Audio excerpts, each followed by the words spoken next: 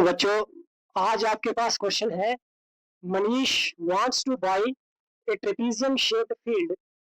Its side along the river is parallel to and twice the side along the road. If the area of this field is 10500 meter square and 1500 meter square and the perpendicular distance between the two parallel sides is 100 meter, find the length of the side along the river. देखिए, हमारे पास question बड़ा interesting question है, बड़ा ही interest आएगा इसमें। मनीष है कोई लड़का, ठीक है। ये क्या करना चाहता है कि एक ट्रेपीजियम की शक्ल की एक फील्ड है, कोई जगह है, वो खरीदना चाहता है, ठीक है। कैसी जगह है? Trapezium shape. It's side along the river is parallel to and twice the side along the road. दो चीजों के बीच में ये फील्ड है। कितनी चीजों के बीच में? दो चीजों के बीच में ये फील्ड है। तो बड़ा ही इंटरेस्टिंग टॉपिक बनेगा। फील्ड हमारी इस टाइप की है, एक यहाँ पे हमारे पास रोड है, इस टाइप का रोड है, ठीक है। ये क्या है हमारे पास? ये रोड है हमारे पास, रोड। और यहाँ पे कहीं हमारे पास क्या है? रिवर है। ये हमारे पास रिवर है, इसमें पानी चल रहा है। देखो, बहुत ही इंटरेस्टिंग क्वेश्चन है ये, इंपॉर्टेंट भी है ये, अक्सर कई एग्जाम में आ जाता है। अब हमारे पास एक फील्ड है, वो ट्रेपीजियम की शक्ल का है, और वो ट्रेपीजियम की शक्ल का कैसे है, हम उसको कैसे बनाएंगे? ये कह रहा है कि each side along the river is parallel. River, ये रिवर है, रिवर की side and twice the side along the road, ये रोड है, जो रिवर वाली साइड है, ठीक है। रिवर वाली साइड जो है ट्रेपीजियम की, वो रोड वाली साइड से ट्वाइस है, यानी डबल है, उसकी दुगनी है। तो हम उसको ऐसे कर सकते हैं, फिर ऐसे बनाएंगे, ऐसे बनाएंगे। अब ये वाली जो हमारे पास फील्ड बन गई, ट्रेपीजियम की शक्ल की बन गई, ये ये ये और ये, इसका हम नाम रख लेते हैं A B C and D. तो ये ए बी सी डी जो है, ये ट्रेपीजियम की शक्ल का हमारे पास एक फील्ड बन गया। अब ये कहता है कि ये साइड, ए डी साइड और बी सी साइड, यानी रोड की साइड वाली जो जगह है और रिवर की साइड वाली जो इसकी ये साइड है, ये आपस में पैरेलल है, पैरेलल भी है, और रोड वाली साइड से रिवर वाली साइड जो है वो डबल भी है। तो हमें क्या निकालना है? Find the length of the side along the river. इस रिवर वाली साइड की जो ये लेंथ है, यानी बी सी, यहाँ से लेकर यहाँ तक इसकी जो लेंथ है वो कितनी होगी। अब हमें ना इसका पता है कि ये कितना है, और ना ही इसका पता है ये कितना है। हमें क्या क्या गिवन, क्या क्या चीज दी हुई है, हम पहले वो देखें। सबसे पहले तो एरिया दिया हुआ है, इस पूरे फील्ड का एरिया। तो एरिया कितना दिया है बच्चों? 10,500 मीटर स्क्वायर एरिया दिया है। और हमारे पास इसकी जो पैरेलल साइड है, उनकी लेंथ वगैरह जो है वो नहीं दी हुई है। और क्या दिया हुआ है हमारे पास? 100 मीटर दिया है। ये क्या चीज है? ये है and the perpendicular distance between the two parallel sides. दो पैरेलल साइडें कौन कौन सी हो गई हमारे पास? ये पैरेलल ये होती है, ठीक है। पैरेलल लाइनें वो होती है जो आपस में कभी कट नहीं करती, ठीक है, जो आपस में कभी भी कट नहीं करते। और उनके बीच का डिस्टेंस हर जगह कैसा रहता है? शाबाश। उनके बीच का हर जगह, ये नहीं कि एक ही जगह, अगर यहाँ पर मैंने लाइन बनाई तो इट मीन ये हर जगह बराबर ही होगा उनका डिस्टेंस। तो ये वही बोल रहा है कि दो पैरेलल साइडों के बीच का जो डिस्टेंस है, परपेंडिकुलर डिस्टेंस का क्या मतलब हुआ बच्चों? आइए आपको ये समझाते हैं।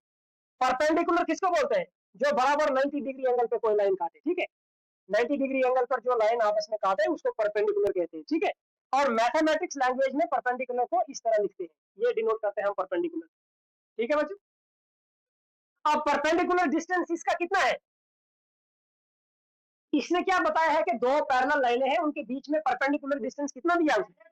100 मीटर, यानी यहां से लेकर यहां तक जो इसकी दूरी है वो है 100 मीटर, ठीक है।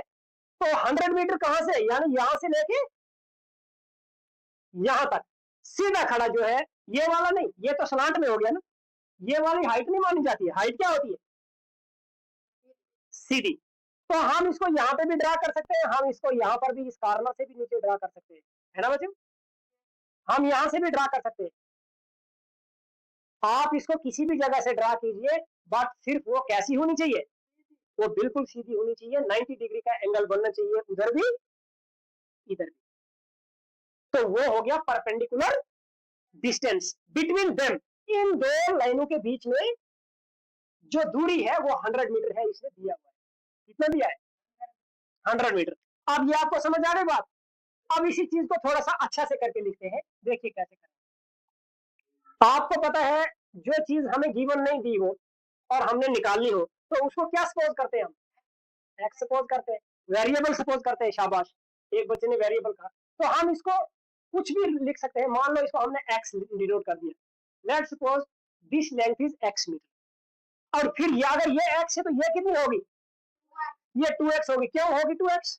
क्योंकि उसने बोला है कि जो रिवर वाली साइड वाली लेंथ है वो रोड वाली साइड से ट्वाइस, यही बात इसने बोली है ना, पैरेलल भी है एंड ट्वाइस भी है। तो ये लाइन यहाँ से यहाँ तक और ये लाइन यहाँ से यहाँ तक आपस में पैरेलल भी है और ये दुगनी भी, ठीक है। तो इसको हमने x मान लिया, इसको हमने 12। अब परपेंडिकुलर डिस्टेंस यहाँ से मानकर चल लेते हैं हम। ये हो गया दोनों के बीच का डिस्टेंस, वो कितना है? 100 मीटर है, 100 मीटर है, ठीक है ना। और इस टोटल फील्ड का एरिया कितना दिया हुआ है वो भी हमें डाटा गिवन है, वो कितना दिया हुआ है? 10,500 मीटर स्क्वायर एरिया दिया। अब इसकी मदद से हम आगे चलेंगे। वी नो दैट, हम सोल्यूशन कैसे करेंगे? We know that area of trapezium is equal to 1/2 sum of parallel sides multiply height। ये हमारे पास फार्मूला है, ठीक है। क्या है ये हमारे पास? ये हमारे पास फार्मूला है। अब एरिया ऑफ ट्रेपेजियम जो है वो हमें गिवन है। एरिया ऑफ ट्रेपेजियम कितना दिया हुआ है? कितना है? ये हमारे पास गिवन है, ठीक है। जो डाटा गिवन है वो हमने इस इक्वेशन में अब पुट करना है। 1/2 सम ऑफ पैरेलल साइड्स, इसकी दो साइडें पैरेलल है, एक ये एक ये। पहली वाली साइड कितनी है? x, दूसरी कितनी है? 2x। तो दोनों को हमने सम कर दिया, दोनों पैरेलल थी, सम ऑफ पैरेलल साइड्स, दोनों पैरेलल साइड्स को आपस में सम कर दिया। और मल्टीप्लाई किससे करना है? मल्टीप्लाई किससे करना है? हाइट से। तो हाइट कितनी है? 100 मीटर। अब देखिए, अब क्या करेंगे?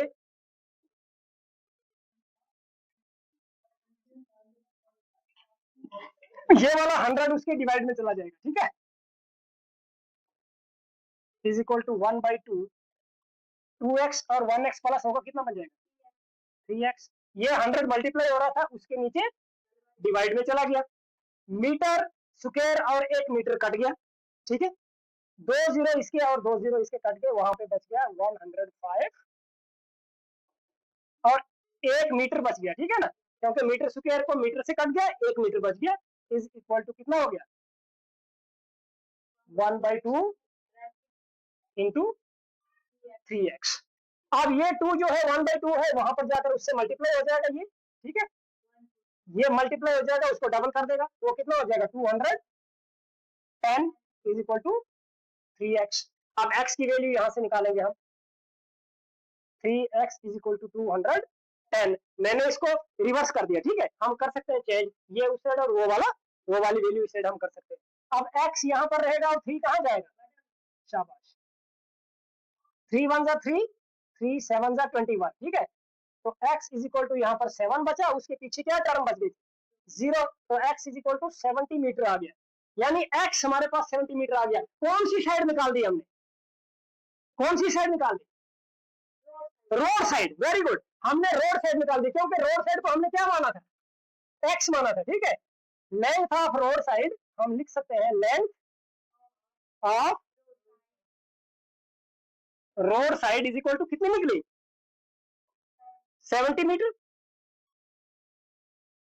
And length of river side वो कितनी होगी? River side is equal to वो 2x है ना, 2x, उसको 2x मानकर चले थे, तो 2 मल्टीप्लाई एक्स, एक्स कितना निकला हमारे पास 70, तो ये कितना हो जाएगा 140 मीटर। ठीक है, ये हमारा आंसर हो गया। तो ये बड़ा ही इंटरेस्टिंग क्वेश्चन था, आप इसको नोट डाउन कीजिए। ठीक है।